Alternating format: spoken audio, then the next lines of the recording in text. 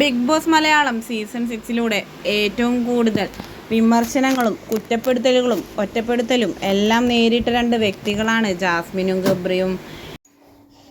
ഇരുവരും ബിഗ് ബോസിന് ശേഷം ഒന്നിച്ചെത്തുമോ അതോ വേർപിരിയുമോ എന്ന സംശയത്തിലായിരുന്നു ആരാധകർ ഒന്നടങ്കം.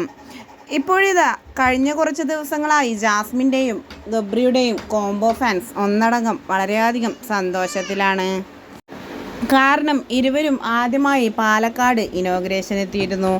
വൻ ജനത്തിരക്കായിരുന്നു അന്ന് ആ ഒരു പരിപാടിക്ക് ഉണ്ടായിരുന്നത് എന്നതാണ് വാസ്തവം. ഇപ്പോഴിതാ വീണ്ടും കൊല്ലത്ത് ഒരു ബ്യൂട്ടി സ്പായുടെ ഇനോഗ്രേഷന് വേണ്ടി ഇരുവരും ഒന്നിച്ച് എത്തുന്നുണ്ട് എന്ന വാർത്തയാണ് സമൂഹ മാധ്യമങ്ങളിലൂടെ ഒന്നിച്ചെത്തി ഇരുവരും പങ്കുവച്ചിട്ടുള്ളത്. എന്തു തന്നെയായാലും ഇരുവരുടെയും കോംബോ ഫാൻസ് ഒന്നടങ്കം വളരെയധികം സന്തോഷത്തിലാണ്.